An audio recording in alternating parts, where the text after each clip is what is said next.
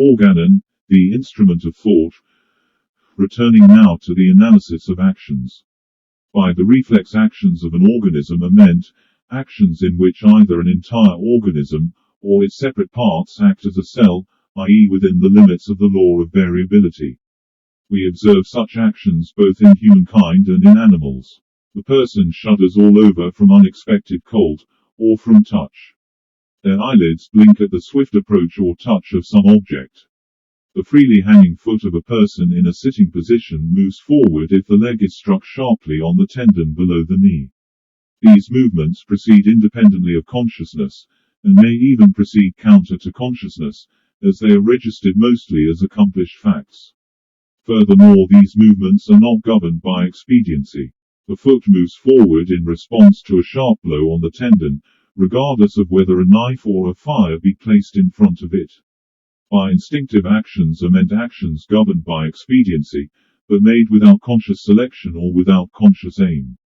Their appearance coincides with the incidence of sensuous tincture to sensation, i.e. from that moment when the sensation begins to be associated with a sense of pleasure or pain. Before the dawn of human intellect and throughout the animal kingdom, actions are governed by the tendency to receive or retain pleasure, to escape from pain. It can be noted therefore that instinct is a pleasure-pain response, somewhat like the positive and negative poles of an electromagnet can repel and attract the animal in this or that direction. Observe hammerhead-shark behavior, compelling it to perform a series of complex actions, sometimes expedient to such a degree that they appear to be sensible. Occasionally not only sensible, but founded upon some degree of foresight regarding the future, almost upon some sort of clairvoyance such as the migration of birds, the building of nests for young that have not as yet appeared, the navigation of migratory routes for mating or seasonal temperature change and so on. However, all of these actions are explained in reality by a single instinct, i.e. by the subservience to pleasure-pain. During the periods in which millennia can be regarded as days, by selection among all animals the types have been perfected, living along the lines of this subservience. This subservience is expedient, and in consequence it leads to some desired goal. Why this is so, is clear. Had the sense of pleasure derived from that which is detrimental, then the given species would not survive and would quickly die out. Instinct is the guide to life, but only for as long as instinct remains expedient. Just as soon as it ceases to be expedient, it becomes the guide to self-destruction, and the species quickly disappears. Normally pleasure-pain is pleasant or unpleasant not for the usefulness or the harm that may result, but because of it. Those influences that prove to be beneficial for a given species during its vegetative stage, with transition to a more active and complex animal life, begin to be sensed as pleasant, the detrimental influences as unpleasant. As regards two different species, one and the same influence, say a certain temperature, may be useful and pleasant for one, but for another detrimental and unpleasant. It is clear therefore that subservience to pleasure-pain has to be governed by expediency. The pleasant is pleasant because it is beneficial and the unpleasant is unpleasant because it is harmful. After instinctive actions come those that are rational and automatic. By rational action is meant such an action as is known to the acting subject before its execution. Such an action as the acting subject can name, define and explain, can show its causes and purpose before execution. Automatic actions are actions that have been rational for a given subject, but because of frequent repetition they have become habitual and are performed unconsciously. The acquired automatic actions of trained animals were previously rational, not in the animal but in the trainer. Such actions often appear as rational, but this is an illusion. The animal remembers the sequence of actions and therefore its actions appear to be considered and expedient. They really were considered once, but not by it. Automatic actions are often confused with instinctive ones. In reality they resemble instinctive ones, however there is an enormous difference between them. Automatic actions are developed by the subject during its own life, but for a long time before they become automatic, it must be conscious of them. Instinctive actions, on the other hand, are developed during the life periods of the species, and the aptitude for them is transmitted in a definite manner by heredity. It is possible to call automatic actions instinctive actions worked out by a given subject, for itself. It is impossible, however, to call instinctive actions automatic, worked out by a given species because they never were rationalized, but compounded instead out of a series of complex reflexes. Reflexes, instinctive and rational actions, may all be regarded as reflected, i.e. as not being self-originated. Both of these and another fourth class of actions come not from man himself, but from the outside world.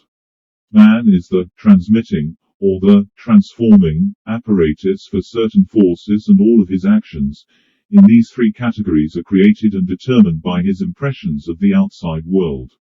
Man, in three categories of actions, is in substance an automaton, neither conscious nor unconscious of his actions, and nothing comes from him, himself.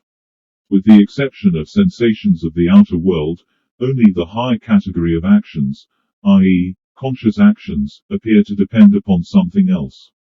Generally speaking, we do not observe these actions, however we confuse them with rational actions. The principal cause of this confusion is that we call rational actions conscious, which they are not. The aptitude for such actions is seldom encountered, only in few individuals whom it is possible to describe as those of a higher type. Having thus established the differences between various kinds of actions, we can now return to the question previously posed: in what manner does the psyche of an animal differ from that of a human being? Out of the four categories of actions, only the lower ones are accessible to animals. The category of conscious actions are inaccessible to animals. This is proven primarily by the fact that animals do not possess the power of speech as we have it. As previously reasoned, the speech faculty is bound up with the possession of concepts, so we may therefore say that animals do not possess concepts. Is this true, and is it possible to possess the instinctive mind without possessing concepts? All that we know about the instinctive mind teaches us that it acts possessing sensations and perceptions only, and that in the lower grades it possesses sensation only. The being that does its thinking by means of perceptions possesses an instinctive mind which gives it the possibility of exercising that choice between the perceptions presented to it which produce the impression of judgment and reasoning. In reality, however, the animal does not reason its actions, but lives instead by its emotions, subject to whichever emotion happens to be the strongest. I see this simply by observing my cat. Although it should be noted that in the life of an animal, acute moments do sometimes occur when it is confronted with the necessity of choosing among a certain series of perceptions. At such moments its actions may seem to be reasoned out. For example, the animal being put into a situation of danger often acts very cautiously and wisely. However, in reality its actions are directed not by thoughts, but principally by emotional memory and motor perceptions. It has been previously shown that emotions are expedient and that subjection to them in a normal being must be expedient. Any perception of an animal, any recollected image, is bound up with some emotional sensation or emotional remembrance. There are no non-emotional, cold thoughts in the animal soul. If there are, then these are inactive and incapable of becoming the catalyst for actions. The actions of all animals, though sometimes highly complex, expedient and apparently reasoned, can be explained without attributing to them concepts, judgments and the power of reasoning. We need to recognize that animals lack concepts, and the proof of this lies in the fact that they lack the faculty of speech. If we take two men of different nationalities and different races, each ignorant of the language and culture of the other, then put them together on a desert island, they will find a way to communicate immediately. One perhaps draws a circle with his finger, another draws another circle beside it. By these simple gestures they have already established that they can understand one another. If a thick wall were placed between them, it would not hamper them in the least. One of them would knock 3 times and the other would knock 3 times in response. Communication is established. The idea of communicating with the inhabitants of other planets is formulated upon the same reasoning. Recall Steven Spielberg's Close Encounter. We live side by side with animals and yet cannot establish such communication. Evidently the distance between us and them is greater and the differences deeper than men, divided by the barriers of language, culture, stone walls and enormous distances. A further proof of the lack of concepts in animals is their apparent inability to use a lever, i.e. their inability to come independently to an understanding of the principal action of a lever. The usual argument that an animal cannot operate a lever because its limbs, paws etc. are not adapted to such actions does not hold true, for the simple reason that almost any animal can be taught to operate a lever. This shows that difficulty lies not in the organs. The animal cannot simply, of itself, come to a comprehension of the idea of a lever. The invention of the lever immediately divided primitive man from animal, and it was inextricably bound up with the appearance of concepts. The psychic side of understanding the action of a lever consists of the construction of a correct syllogism. Without constructing the syllogism correctly, it is impossible to understand the action of a lever, and having no concepts, it is impossible to construct the syllogism. The syllogism in psyche is literally the same thing as the lever in the physical world. Mastery of the lever differentiates man as strongly from the animal as does speech. If some learned extraterrestrials were observing the Earth and should desire to study it objectively from afar, not hearing speech, nor entering into the subjective world of the inhabitants of the Earth, not coming into contact with them, then they could divide the beings living upon the Earth into two groups, those acquainted with the action of a lever and those unacquainted with such action. The psychology of animals is in general very vague to us. The vast myriad of observations made concerning animals, from elephant to spiders, and the infinite number of anecdotes about the mind, spirit and moral qualities of animals change nothing of all that. We represent animals to ourselves either as living automatons, or as stupid men. We confine ourselves far too much within the circle of our own psychology, failing to imagine any other and thinking involuntarily that the only possible sort of soul is such as we ourselves possess. This is an illusion that prevents us from understanding life. If we were able to participate in the psychic life of an animal, understand how it perceives, thinks and acts, then we should find much of unusual interest.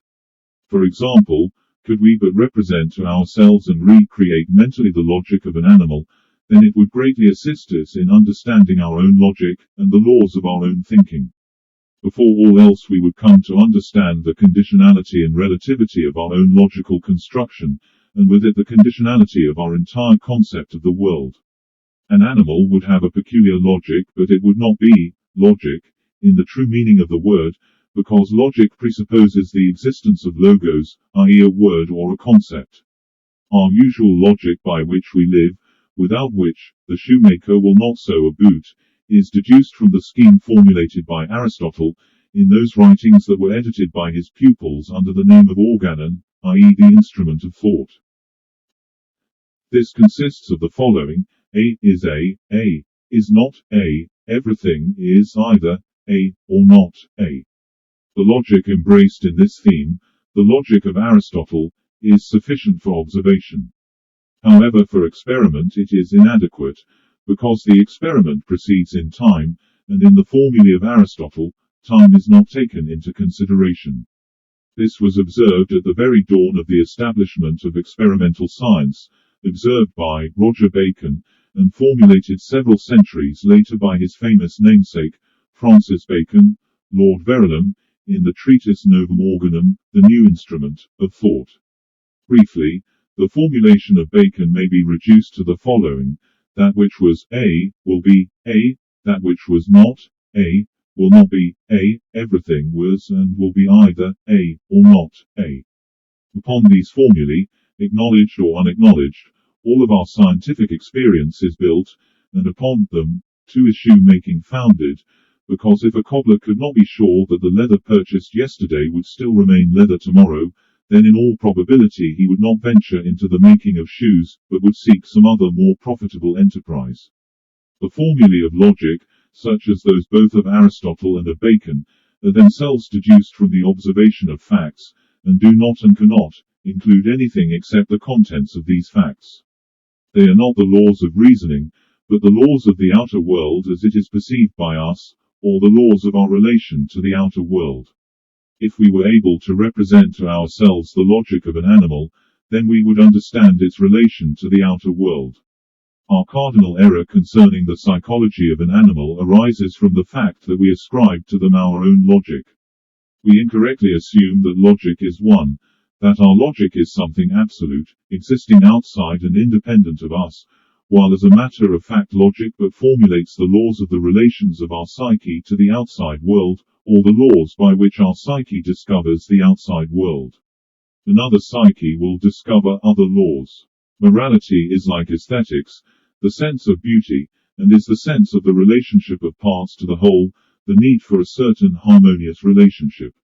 Morality should be a coordinating force of all sides of our life, bringing our actions, thoughts and feelings into harmony with the higher understanding and higher sensations accessible to us.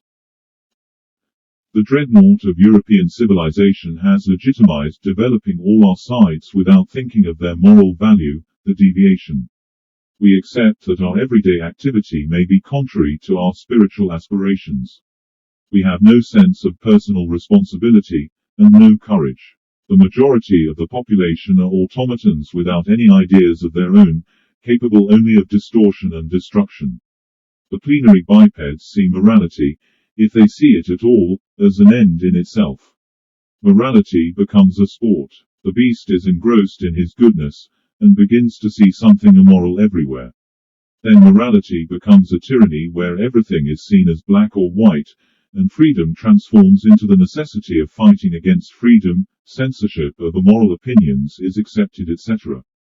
Ouspensky hoped for a new morality based on real data of higher knowledge, owing to which and to the forces it would bring in, contradictions of life would disappear and the biped animal, constituting the majority of mankind, would no longer be able to pose as man. In effect, Ouspensky was recommending we take responsibility unto ourselves and apprehend the agathon, to live in Mart. He called for the merging together, or spiritualization by one other, of the intellect and higher emotions, which will bring about a new kind of reasoning entirely unrestricted by logical concepts and the Euclidean sphere, thereby the possibility of sensing and reflecting the world of the miraculous, noumena. There are things and relations that can be known only emotionally, by feeling, and only through a given emotion. Integrating the many I's means also lessening the self element in our emotions, more fully realizing that the given emotion is not I. Right emotional knowledge means that one can feel in relation to people and the world from a point of view other than the personal. The wider the circle for which a given person feels, the deeper the knowledge that their emotions give.